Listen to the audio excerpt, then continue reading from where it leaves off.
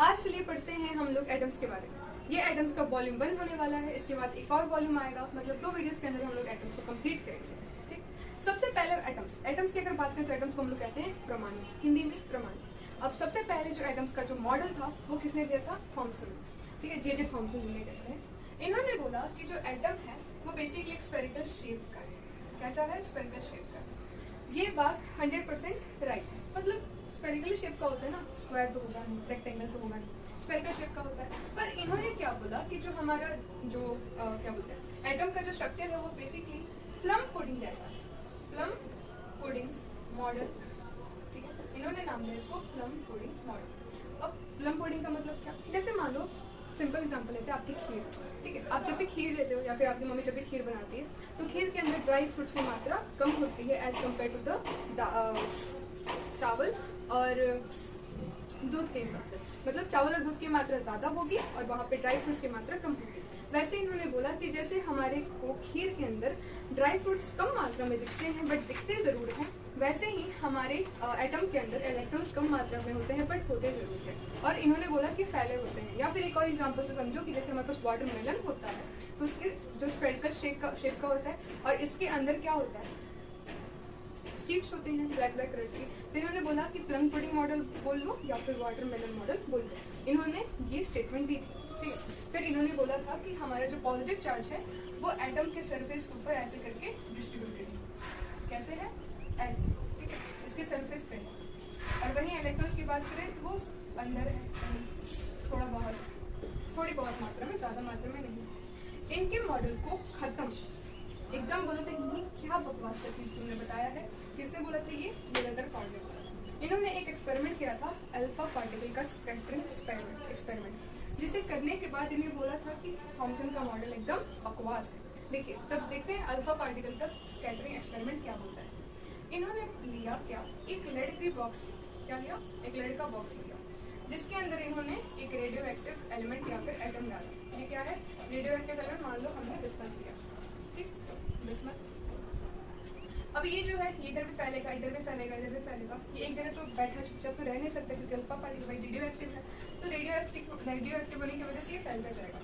इन्होंने क्या किया? यहाँ पर एक ले ली गोल्ड की थिन फॉइल, गोल्ड का थिन फॉइल ले लिया। मतलब एकदम पतला। कितना पतला थिन मतलब समझ रहे हो? कितना पतला जितना आप सोच सकते हो उससे कहीं ज्यादा। इन्होंने बोला कि इसका रेंज कुछ इतना होगा, 10 to the power 6 से 10 to the power -8 से 10 to the power -6 मीटर तक का रेंज। इतना बहुत ज्यादा पतला इन्होंने गोल्ड का फॉइल किया। ठीक है, इसे नाम दे दो, क्या था ये? गोल्ड की फॉइल। और ये क्या थी हमारे पास? ये थी लेड का बॉक्स। ठीक, अब किसी ने पूछा मुझसे कि लेड बॉक्स का काम क्या था, तो ये भाई रेडियो एक्टिव एलिमेंट है ना, इधर भी फैल रहा है, इधर भी फैल रहा है, तो इसे सिर्फ और सिर्फ उसी गोल्ड फॉइल से टकराना है। तो बाकी का जो एनर्जी है इसे ऑब्जॉर्व करने के लिए हमने लेड का बॉक्स लिया। क्या लिया हमने? लेड का बॉक्स लिया। ठीक, अब ये तो इधर भी जा रहा है, इधर जा रहा है, इधर भी जा रहा है, इधर भी जा रहा है, इधर भी जा रहा है, इधर भी जा रहा है, इधर भी जा रहा है, इधर भी जा रहा है, बट हमें तो सिर्फ इससे टकराना है। तो हम क्या करेंगे? इन दोनों के बीच में एक नैरो, क्या नैरो स्लिट लगा दें, मतलब पतली सी स्लिट। ठीक, इसके बीच में हमने छोटा सा ठीक हमने स्लिट लगा दी, नैरो पतली सी स्लिट, नैरो स्लिट। ये भी किसका था? ये भी लेड का था। आयरन का तो ले नहीं सकते, ये जहाँ पर जा रही है ये टकरा के वापस आएगा, टकरा के वापस आएगा। हमें सिर्फ ये वाला पोर्शन चाहिए, कहाँ से निकल रहा है। मतलब सिर्फ जब ये रेडियो एक्टिव एलिमेंट है ये निकलेगा तो सिर्फ इसी कोने से, किस कोने से? इसी कोने से निकलना चाहिए। ठीक, ये निकला, ये गया यहाँ पे टकराया, यहाँ पे टकराया, यहाँ पे टकराया, कुछ इधर फैल गए, फिर इधर फैल गए, इधर से जा इधर फैल गए, कुछ इधर फैल गए, कुछ इधर फैल गए, मतलब फैले जा रहे हैं। ठीक है, जरूरी नहीं है सब टकराएंगे, कुछ कुछ टकरा रहे हैं, कुछ नहीं भी टकरा रहे हैं, कुछ टकरा रहे वापस आ जा रहे हैं। ठीक, कुछ जा रहे हैं वापस आ जा रहे हैं, कुछ यहीं से टकरा के वापस आ रहे हैं, कुछ बिना डिबेट हुए अनंत तक जाएगा। ठीक, ये थे इनके एक्सपेरिमेंट। और इन्होंने क्या किया? इस पूरे के अराउंड इन्होंने एक जिंक सल्फाइड की कवरिंग लगा दी। ठीक है, जिंक सल्फाइड लगा दी। ये क्या है? डॉटेड क्या है? ये जिंक सल्फाइड ZnS का स्क्रीन लगा दिया। अब मान लो मैंने सपोज किया कि मैंने यहाँ वाला जो जिंक सल्फाइड का जो स्क्रीन था इसे मैंने थोड़ा डाल दिया। अब मेरा एक ये थोड़ा डिजमिच हो गया, इसे लिक्विड में डाल लेते हैं। ये देखो मान मान लो मेरी एक लाइन है, बीम है, किसकी बीम है ये क्या है, बीम है, इसकी अल्फा पार्टिकल, इसकी बीम है अल्फा पार्टिकल, ठीक है। तो ये एक बीम गया इस गोल्ड फॉइल से टकराकर पूरा ऐसे डिग्रेड करते हुए वापस आ गया, ठीक, यहाँ पे गया टकराया वापस आ गया। अब जैसे ये जिंक सल्फाइड की लेयर से टकराएगा या फिर स्क्रीन से टकराएगा तो यहाँ पे ग्लो करेगा, क्या करेगा, ग्लो करेगा। और ग्लो किया, मेरे को तो आंखों से दिखने नहीं वाला, इनको तो आंखों से दिखने नहीं वाला था, इन्होंने क्या किया, इसको पता करने के लिए एक माइक्रोस्कोप डिटेक्टर लगाया, क्या लगाया, माइक्रोस्कोप डिटेक्टर, ठीक है, माइक्रोस्कोप डिटेक्टर लगा दिया, ठीक है। इन्होंने माइक्रोस्कोप डिटेक्टर लगाया कि जैसे ही जहाँ पे ग्लो हो रहा है वो यहाँ पे बैठ के देख लो, तो अच्छा यहाँ पे ग्लो हो रहा है, मतलब कुछ ना कुछ टकरा के वापस आया, राइट। सो इन सब एक्सपेरिमेंट की मदद से इन्होंने कुछ ऑब्जर्वेशन दिए, फिर कुछ रिजल्ट्स दिए, मतलब इन्होंने देखा, एक्सपेरिमेंट हुआ तो इन्होंने देखा कि भैया ये चीजें हो रही है, क्या क्या चीजें वो देखेंगे, और उन सब चीजों के आधार बेसिस पे इन्होंने कुछ रिजल्ट्स दिए।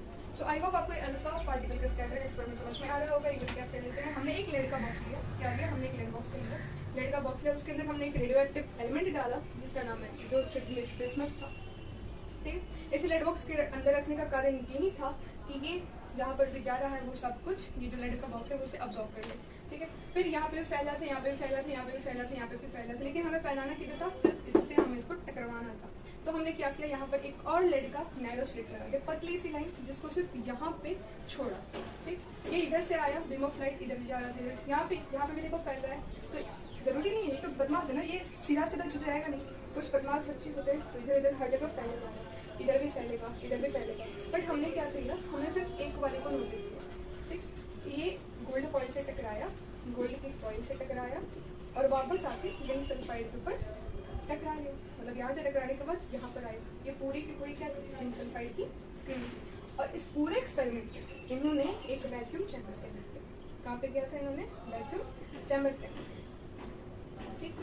ये पूरा जो था ये एक वैक्यूम चैम्बर के अंदर था, यहाँ पे इन्होंने जिंक सल्फाइड की स्क्रीन के नीचे इन्होंने माइक्रोस्कोप के डिटेक्टर लगाए थे हर जगह, जहाँ पे भी टकराएगा वहाँ पे ग्लो करेगा और ग्लो करने के समय में पता चल जाएगा कहाँ पर कुछ टकराया, ठीक। इन सब के बेसिस पे इन्होंने कुछ ऑब्जर्वेशन दिए। पहला इन्होंने बोला ये जो एटम है ना, क्या है, ये एटम जो है ये अंदर से पूरा का पूरा खोखला है, पूरा क्या है, खोखला है, क्योंकि बीच में कुछ था, इन्होंने बीच में कुछ लगाया था जिसकी वजह से टकरा के वापस आ रहा था और सब जगह तो अनडिवाइडेडली पास कर रहा था। So atom is follow but there is, या फिर नहीं, इसे रिजल्ट्स में लिखेंगे। एटम क्या है, इन्होंने बोला कि एटम क्या है, पूरा का पूरा खाली है। फिर इन्होंने क्या बोला कि इन्होंने ऑब्जर्वेशन क्या देखा कि पूरा का पूरा तो खाली है, तो अनडिवाइडेडली पास कर रहा है। फिर इन्होंने देखा कि 1 आउट ऑफ 1000 मतलब 1000 अल्फा पार्टिकल्स में से कोई एक अल्फा पार्टिकल क्या हो रहा है, डेविएट कर रहा है लार्ज एंगल से। कहाँ से, लार्ज एंगल से, मतलब कुछ तो छोटा सा करके उड़ जा रहे हैं, कुछ इधर आके उड़ जा रहे हैं, कुछ इधर आके उड़ जा रहे हैं, लेकिन कुछ है जो कि काफी हद तक डेविएट कर रहे हैं। इसको मान लो हमने थीटा एंगल ले लिया, theta is the angle of deviation, ठीक। लार्ज स्केल से कह लो, एंगल से कह लो। फिर इन्होंने एक और बात बोली कि वेरी फ्यू, कितना फ्यू, वेरी फ्यू, मतलब 10,000 में से, सपोज 10,000 में से एक, मतलब बहुत कम, बहुत ज़्यादा कम, क्या कर रहे हैं, पूरा 180 डिग्री डेविएशन शो कर रहे हैं, ठीक। इन्होंने 3 ऑब्जर्वेशन में क्या बोला कि पहले तो एटम क्या है, खाली है। क्यों खाली है, क्योंकि भाई अधिकतर के अधिकतर क्या कर रहे हैं, अनडिवाइडेडली पास कर रहे हैं। फिर इन्होंने बोला कि 1000 में से कोई एक ऐसा है जो कि कुछ काफी हद तक डेविएशन शो कर रहा है, वरना तो सब इधर उधर। फिर इन्होंने बोला कि बहुत ज़्यादा कम मात्रा में कोई एक ऐसा है जो कि पूरा का पूरा 180 डेविएशन शो कर रहा है, मतलब जहाँ से आ रहा है वहीं को वापस चला जा रहा है, अपने पाथ को रिट्रेस करते हुए। अब इन सब के बेसिस के ऊपर इन्होंने कुछ रिजल्ट्स दिए थे। रिजल्ट नंबर 1, इन्होंने बोला कि एटम जो है वो हॉलो है, या फिर कह लो एम्प्टी है। एटम क्या है, पूरी तरीके से एम्प्टी है। इन्होंने ये बात भी बोली कि एटम तो पहला बात क्या है, पूरी तरह से एम्प्टी है, बट सेंटर में क्या है, सेंटर पे कुछ कंक्रीट मास है। क्या है, कुछ कंक्रीट मास है, कुछ मास है जिसकी वजह से क्या हो रहा है, एटम्स जो है, जो अल्फा पार्टिकल्स जो है वो टकरा के वापस आ रहे हैं, मतलब डेविएट कर रहे हैं। सिंपल समझो। इन्होंने बोला कि एंडो पूरी तरीके से खाली है, फिर इन्होंने बोला कि सेंटर के अंदर कुछ मास है, बेसिकली ऐसा मास था, या फिर कह लो पॉजिटिव चार्ज है, ठीक है, पॉजिटिव चार्ज है स्मॉल रीजन में, मतलब बहुत छोटे से रीजन में स्मॉल सा मास है, जिसकी वजह से अल्फा पार्टिकल्स क्या करें, डिबेट कर रहा है, ठीक। ये सब थी। इनके बाद इन सब चीज़ों के बाद साइंटिस्ट ने इनके ऊपर सवाल उठाया। इन्होंने बोला, साइंटिस्ट ने बोला कि अच्छा मान लो लोगों ने इनसे पहले ये बता दिया था कि जो एटम जो होता है ना, एटम इसका जो साइज होता है उसको साइंटिस्ट ने बता दिया था कि एटम का जो साइज है वो इतना 10 टू द पावर -10 मीटर है। तो अगर तुम बोल रहे हो कि कुछ एग्जिस्ट करता है सेंटर के अंदर जिसका स्मॉल रीजन में पॉजिटिव चार्ज है, ठीक है, इस पूरी सी चीज़ को इन्होंने नाम दिया था न्यूक्लियस। इन्होंने या फिर इनके बाद आए वाले साइंटिस्ट ने इसका नाम दिया था न्यूक्लियस। तो लोगों ने पूछा कि अच्छा भैया जो तुम बता रहे हो कि यहाँ पर कुछ है न्यूक्लियस है, तुमने लीले थॉम्पसन का मॉडल को एकदम खारिज कर दिया, तो बताओ उस न्यूक्लियस का साइज कितना होने वाला है। तो अब चलिए देखते हैं कि न्यूक्लियस का साइज कितना है। तो अब देखते हैं कि इन्होंने कैसे करके न्यूक्लियस का साइज निकाला था। इन्होंने एक चीज़ की जिसे बोलते हैं हम लोग डिस्टेंस ऑफ क्लोजेस्ट अप्रोच। मतलब क्या, मान लो हमारे पास ये न्यूक्लियस है, ये क्या है हमारे पास न्यूक्लियस है, न्यूक्लियस के ऊपर चार्ज कितना हो जाएगा, E × Z, एटम और इलेक्ट्रॉन। यहाँ से हमारा अल्फा पार्टिकल आ रहा है, ओके, अल्फा पार्टिकल आ रहा है, ये है हमारा एटम, ठीक। एटम के अंदर क्या है, न्यूक्लियस है। कुछ बच्चे ये ना बोलते कि सेंटर पे आ गया, सेंटर पे हमारे पास न्यूक्लियस है, यहाँ से हमारा अल्फा पार्टिकल आ रहा है। हमारा अल्फा पार्टिकल आएगा आएगा आएगा, हमारा अल्फा पार्टिकल क्या करेगा, आएगा आएगा आएगा आएगा, लेकिन यहीं तक आएगा, इसके आगे वो जा नहीं पाए। इसके आगे फिर यहाँ से अपनी बात को रिट्रेस करना शुरू हो जाएगा, टेढ़ा-मेढ़ा नहीं जाएगा, अपनी बात को फिर से रिट्रेस करना शुरू हो जाएगा, ठीक। मान लो इस दूरी को हमने नाम दे दिया R0। अब ये पूछो कि रिट्रेस क्यों करने लगा, क्योंकि यहाँ पर क्या है, पॉजिटिव चार्ज है, ये क्या है, ये भी पॉजिटिव है, अल्फा पार्टिकल है भाई। अल्फा पार्टिकल के अंदर क्या होता है, हीलियम का न्यूक्लियस होता है, तो ये भी क्या होने वाला है, पॉजिटिव होने वाला है। तो पॉजिटिव पॉजिटिव एक लिमिट तक तो पास आएगा पास आएगा पास आएगा, बट यहाँ पर भी पॉजिटिव है और यहाँ पर भी पॉजिटिव है, तो ये बोलेगा कि तुम वापस रिपेल करने लगेगा, बोलेगा न्यूक्लियस बोलेगा कि तुम यहाँ से वापस चले जाओ। तो मतलब उस लिमिट तक, किस लिमिट तक ये अल्फा पार्टिकल न्यूक्लियस के पास जा सकता है, इसी से हमें पता चलता है कि इस न्यूक्लियस का साइज कितना है, ठीक। देखो एक अल्फा पार्टिकल है यहाँ पर और एक यहाँ पर न्यूक्लियस है, तो इन दोनों के बीच में फोर्स ऑफ अट्रैक्शन लग रहा होगा और फोर्स ऑफ, इसके अंदर क्या लग रहा होगा, ये लगा रहा है फोर्स ऑफ अट्रैक्शन, यहाँ पर क्या लग रहा होगा, फोर्स सेंट्रीपिटल फोर्स, ठीक है, सेंट्रीपिटल फोर्स है, ठीक है। हमें पता है कि जो काइनेटिक एनर्जी अल्फा पार्टिकल की है, ये potential energy of the alpha particle के बराबर होगा, ठीक है। Kinetic energy of the alpha particle is going to be equal to the potential energy of the alpha particle. अब पोटेंशियल एनर्जी कितनी होने वाली है, ये आप सभी ने इलेक्ट्रोस्टैटिक्स के अंदर पढ़ रखा होगा, कितना होता है, K/Q1, ठीक है, पोटेंशियल एनर्जी की बात करें। अब हमें इन दोनों को इक्वेट करना है, तो हम लोग क्या करेंगे, इसे K के बराबर कर देंगे, K E के बराबर कर देंगे, ठीक है। ये तो सेम रहेगा, या फिर कोई चाहे तो इसे 1/4πε0 की फॉर्म में लिख सकता है, बट अभी तक इसे अगर सेम करते हैं, आगे देखो Q1 हमने इसको माना और Q2 हमने इसको माना, तो हम लोग क्या लिख सकते हैं, ZE.2E अपॉन R0, ठीक, और ये KE के बराबर है। तो यहाँ से हमारे पास किसकी वैल्यू निकल जाएगी, R0 की वैल्यू क्या निकल जाएगी, R0 को अगर उधर करेंगे, इसको इधर लाएंगे, तो हमारे पास निकल जाएगा 2kZe² अपॉन KE। ये जो था, ये था फॉर्मूला, यहाँ पे K की वैल्यू आप चाहें तो लिख लें। ये दोनों के बीच में कंफ्यूज ना होना, सिंगल K है तो मतलब है 1/4πε0, और अगर KE है तो मतलब वो तो काइनेटिक एनर्जी है, जिसका फॉर्मूला होता है ½ जिसका यूज बाद में होगा, ठीक है। ये क्या है, R0 नहीं है, ये R0 है, छोटा सा, ठीक है, क्या है ये, R0 है। सो R0 की वैल्यू क्या आ गई, 2kZe² upon K dot, that is the kinetic energy. अब इन्होंने उसको क्या लिया था, गोल्ड का फॉइल लिया था। कुछ एक्सपेरिमेंट वगैरह करने के बाद आपको डेरिवेशन अच्छे से करना नहीं है, बस इतना ये याद रखो, और साथ ही साथ R0 की जो वैल्यू है वो है 10 टू द पावर -15 मीटर, ठीक है। अब ये जो 10 टू द पावर -15 मीटर है, इसे हम लोग क्या बोलते हैं, 1 फर्मी। क्या बोलते हैं, 1 फर्मी। तो हम लोग कह सकते हैं कि जो न्यूक्लियस का जो साइज है वो 1 फर्मी होता है, मतलब 10 टू द पावर -15 मीटर को हम लोग 1 फर्मी बोलते हैं, और इसी के साथ हम लोग बोल सकते हैं कि जो न्यूक्लियस का साइज होता है वो 1 फर्मी होता है। इन सब चीज़ों से आपको एक बात नोटिस करने वाली मिली होगी, अगर किसी ने नोटिस किया होगा तो, कि हमारे पास एटम का जो साइज था वो कितना था, एटम का साइज कितना था 10⁻⁻10 मीटर, ठीक। न्यूक्लियस का कितना निकला, न्यूक्लियस का निकला है 1 fermi, that is equal to 10⁻⁻15 metre. मतलब एक एटम और एक न्यूक्लियस, मतलब एक एटम का जो न्यूक्लियस होता है वो उससे 1 लाख गुना छोटा होता है, या फिर कह लो एक एटम अपने न्यूक्लियस से 1 लाख गुना बड़ा होता है, ठीक। यहाँ तक समझ में आ रहा होगा। आई होप आपको डिस्टेंस ऑफ क्लोजेस्ट अप्रोच समझ में आ रहा है। एक बार रिकैप करते हैं कि देखो जो अल्फा पार्टिकल है वो न्यूक्लियस के पास जाता है, न्यूक्लियस एकदम छू नहीं पाता, क्यों, क्योंकि ये भी पॉजिटिव है, वो भी पॉजिटिव होने वाला है, ठीक।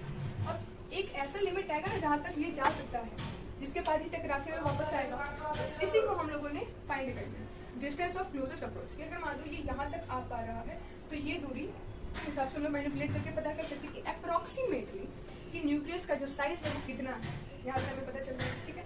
फोर्स ऑफ अट्रैक्शन इन दोनों के बीच में लग रहा होगा, और यहाँ पर क्या लग रहा है, सेंट्रीपिटल फोर्स, जिसके कारण इलेक्ट्रॉन जो है वो गिर नहीं रहा। क्योंकि ये क्यों लग रहा है, क्योंकि इन्होंने एक और बात बोली थी कि जो इलेक्ट्रॉन होता है वो रिवॉल्व करता है around the nucleus.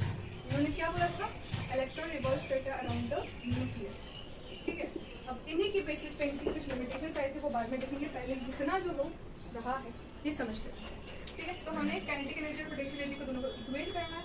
Potential energy आपने एक इलेक्ट्रोस्टैटिक्स में पढ़ी होगी कि Q1/Q2, Q1 Q2/R होता है। इसको काइनेटिक एनर्जी के इक्वेट के साथ इक्वेट करेंगे तो K की वैल्यू K ही छोड़ दो, या फिर अगर कोई चाहेगा तो इसे 1/4 πε0 की जगह लिख सकता है। Z E जहाँ से Q1 की वैल्यू और Q2 की वैल्यू ये वाली, और R0 R की जगह लिखेंगे। इक्वेट किया तो हमें R0 चाहिए क्योंकि ठीक, R0 निकालेंगे तो हमारे पास ये आएगा, जिसको अप्रॉक्सीमेटली बताइए 10⁻⁻⁻। जहाँ तक रोक कर नोट करते हैं, इसके बाद पढ़ेंगे कि लोग इम्पैक्ट पैरामीटर्स क्या होता है। तो लिखिए होगा। अब बात करते हैं कि इम्पैक्ट पैरामीटर क्या होता है। इम्पैक्ट पैरामीटर की डेफिनेशन आ जाती है, फॉर्मूला इसका नहीं आता, फिर भी फॉर्मूला जान लेंगे। देखो इम्पैक्ट पैरामीटर को हम लोग डिनोट सबसे पहले करते हैं बी से, ओके। अब ये होता क्या है पहले समझते हैं ना, डेफिनेशन तो खुद से बना के कोई भी लिख सकता है, राइट, या फिर बुक से फॉलो कर दूंगा बेटर है, क्योंकि आईसी के अंदर मार्क्स स्कोर करने का एकमात्र तरीका है बुक में जो भी लिखा है उसे आंख बंद करके कान बंद करके बस लिख लो, ओके। देखो हमारे पास ये क्या था, न्यूक्लियस बना, ठीक है। इतना बड़ा न्यूक्लियस ना बनाकर, मतलब ये क्या था, एटम था, ठीक है। एटम के अंदर क्या है, हमारे पास न्यूक्लियस है, ओके। ये न्यूक्लियस था, इसे थोड़ा सा बड़ा कर देते हैं, और यहाँ पे हमारे पास मान लो अल्फा पार्टिकल है, ठीक है। अल्फा पार्टिकल का अल्फा पार्टिकल का वेलोसिटी वेक्टर इधर की तरफ जा रहे हैं, मान लो अल्फा पार्टिकल इधर जा रहा है, ये हमारे पास न्यूक्लियस है। न्यूक्लियस का ये मान लो सेंट्रल एक्सिस है, सेंट्रल तो लग नहीं रहा, फिर भी ये एक्सिस है सेंट्रल सा, ये जो सेंट्रल एक्सिस, ओके।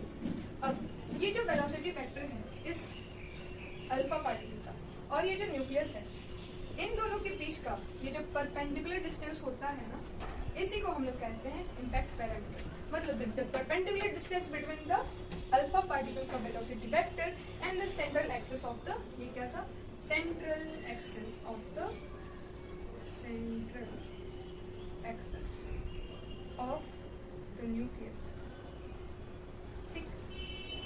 मतलब the perpendicular distance between the alpha particle का velocity vector and the central axis of the nucleus के बीच की जो दूरी होती है उसे बोलते हैं इम्पैक्ट पैरामीटर, ठीक।